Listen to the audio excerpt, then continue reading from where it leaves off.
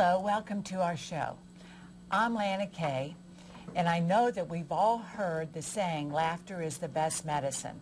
Well, my guest takes that statement to a whole new level because she believes laughter is imperative for our health and well-being. Please meet laughter therapist Betty Finney. Welcome to the program, Betty. Thanks for having me, Lana. Well, I'm interested to know all of these important facts about laughter, but first, I'd like to ask Betty, give us a little bit of background on you, Betty, professional background. Okay. Lana, I was in professional life for quite a few years, and I did in corporate life. And I realized being in corporate life that they really needed to laugh. They're much too serious. In fact, I call it terminal seriousness. Okay. And it is so serious that people are causing themselves a lot of stress. Mm-hmm. And other things too besides that. Not being productive, and it just affects everything. And so when you were in corporate life, you realized we're way too serious here in the workplace. Yes. That's when you first started identifying a need to lighten up. Right.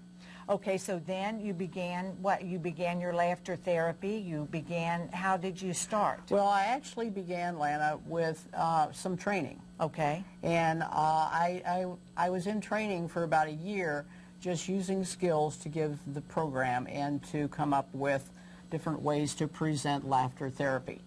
I also, at the time that I was doing the preparation for that, I was working at Whole Food Market. Okay. And great place. Yes.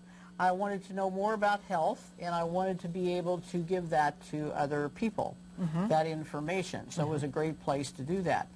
And that's why I went to work there. But the other thing I wanted to do was to be able to present programs for people so they could see the benefits of different things. So I chose laughter as my first subject. Okay. And I was in training for a year. As it turns out, Whole Food paid for an education for me in natural health, and now I have a master's degree in natural health. I know, that's impressive. That's great. Yes. So it does then back up the idea of why you need to laugh and the benefits of that and, you know, what this is doing actually in our country, the stress level and what that's causing. Because people are feeling more stressed than ever.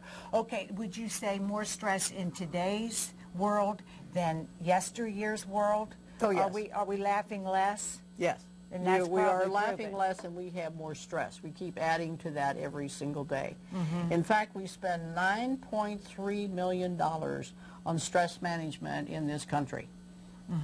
And it's kind of sad to think about that, because in our country, we used to be the healthiest country in the world. And now we're at the bottom. We're sixth from the bottom as far as health goes. Is that right? That's right. And recently there was a study done from psychologists saying that 40% of people in the U.S.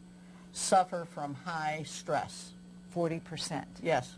So many things stem from that, don't they? So They many do. other illnesses that are really the byproducts of stress. That's right.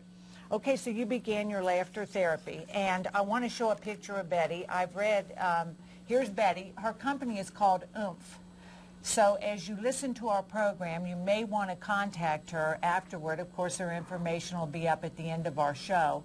And it just shows her having a great time. And I think, now, Betty, you believe in this so much. So do you personally laugh every day? I do laugh every day. I think it's very important. If I'm not presenting a program, I try to lighten up every single day and do something to have fun and to be lighthearted, because that's really what it's all about. Okay, let me show you another article. This is from the Natural Awakenings magazines. These are free publications that are wonderful. And Betty has written an article, "May I have your attention, please?" Not your attention, please. May I have that tension, please? So, Betty, I think the amazing thing to me when I read on laughter was this. It doesn't necessarily have to be funny. No. I mean, we don't have to have a stand-up. We don't have to have a joke. We just laugh. We can laugh. And it has the same benefits as if we do have a stand-up comedian. It does, yes. Okay, now, Yes, probably better. Okay, now, Betty, I'm going to admit to something here. I don't know if this is going to work on me because when someone says to me, Lana, I've got a great joke, I immediately feel some stress that we don't want because I don't, unless it's a good friend that I can say, you know, I don't get it or that's not funny, I start to feel like I have to laugh to make them feel okay about their joke. So if I'm feeling like that over, you know, a joke coming up, so this may be tough for me to just laugh. Yeah, I don't think so. Just laugh. You don't I can think make you laugh. You want to laugh?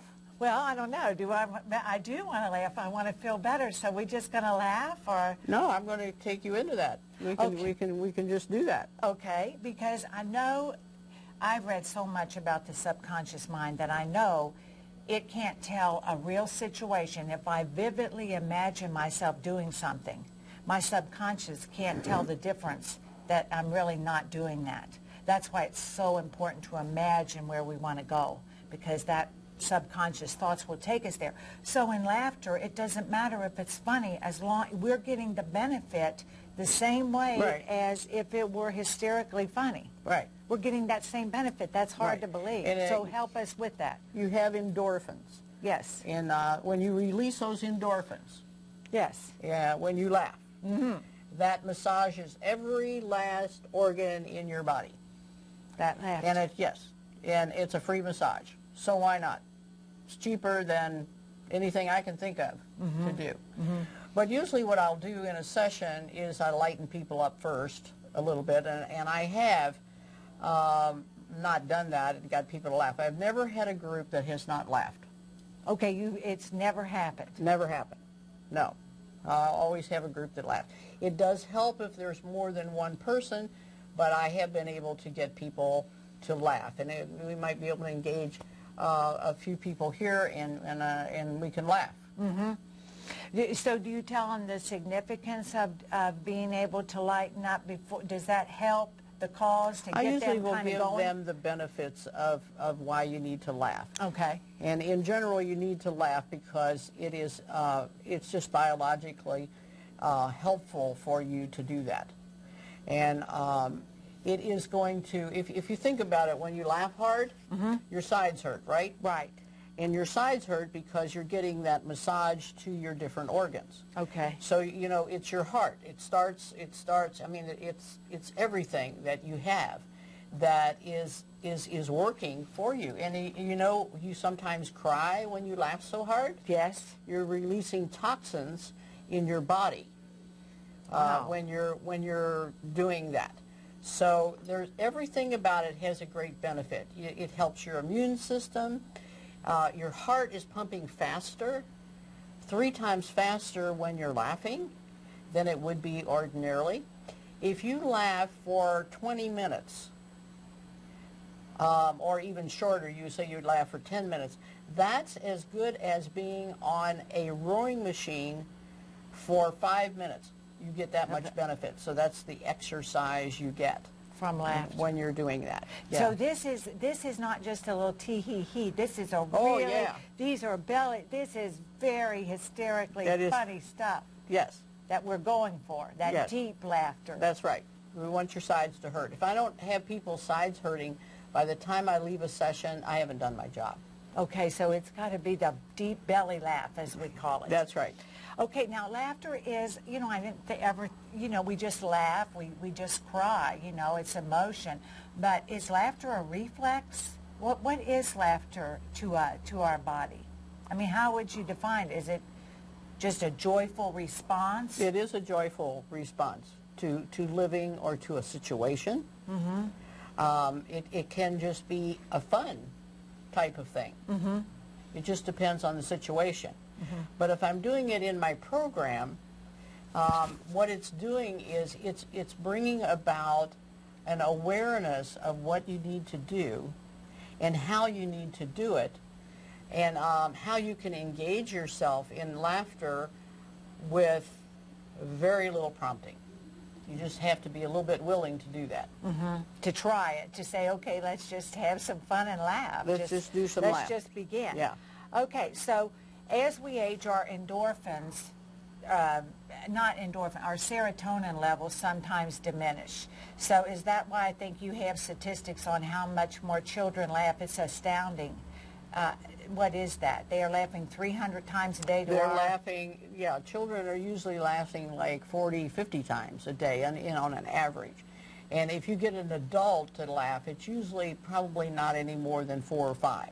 4 or 5 times a Right, day. right. And some days, I guess people go days that they don't laugh at all. That's correct.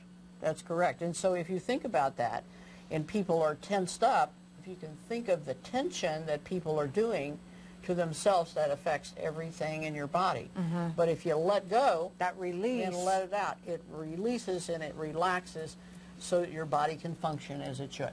Everybody knows. You might have to kind of think back to when in high school, I guess my serotonin levels were high because, I mean, everything was funny. We just laughed and laughed and laughed.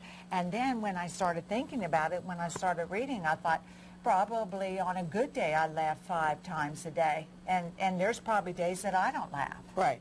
But, but I'm going to start. Well, I hope so. After reading how important it is. Okay, so I told you, so do some people feel uncomfortable? You can usually get them feeling okay. When they say, okay, where's the jokes, where's the stand-up, and you say there aren't any, we're just going to take off laughing. Yes, they're okay with that. Okay. Usually okay with that.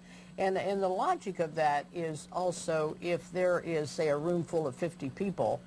I just did something this week in a corporate company, and a lot of times people are looking at me saying, what in the world are you going to be doing? They're very serious to start with and not really knowing, but by the time they left, they were all howling. In fact, they really didn't want me to leave because they really liked it. And there were people there that had very tense jobs, and there was some people that spoke up and said, I really wondered about my day. It was on a Monday, and how my week was going to be. And I can go to work now, and I feel just really, really relaxed. That is just terrific. Yeah, and that's what it does for you. I also laugh in prisons. Okay. And well, that's excellent because hey, what's funny there? Yes. Okay. But anyway, they usually have had some of the prisoners to even lay on the floor, kick their feet up in the air, and just die laughing. So without you just saying, let's lighten up, and they just... Well, I have a kind of a thing that I get people to do to get them laughing. But it is, and there then are it no takes jokes. off. It just takes off. It really is sort of contagious. It is contagious, yes. Okay, because sometimes you'll just see 2 people laughing and you'll want to laugh too. That's right. And you don't have a clue why they're laughing. Yeah. But it's just like, hey, I just feel good too. And it's okay. Yeah, and it's okay. Yeah. So prisons, corporate settings, where retirement homes. Oh, hey, I didn't think about that because that can be kind of intense. Yes. There, can't it? Yes, it can be very intense. Yes. Okay, so... And you don't get the volume of laughter. A lot of people are confined to their wheelchair or their movement, so they can't move as much. But it would be something like, I've had experiences in retirement homes where people have been wheeled in a wheelchair, and their head will be down and they're almost sound asleep. And it might be a room full of people even like that. And I'm wondering to myself, okay, are we going to laugh today? But what I do is, if I can engage them by getting down and looking into their face, getting down far enough, even kneeling down on the floor and do that.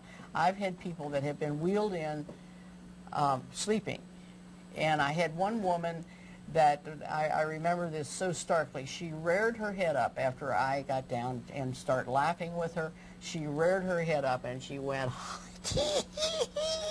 and everybody in the whole room just said, that woman has not done that, I can't tell you when. Oh, that had to make you feel great. Yeah. To really make her day. So it does and bring her out it does of it. affect, people like that. I say they just can't move as much, because when you're laughing, yes, you're doing some of this and some of that, and sometimes even kicking your heels up. Yes, yes. Yeah. So how did the prison receive you when you went in? Did they? They're great. They're great. It's probably one of my favorite things to do. There's usually 50. They're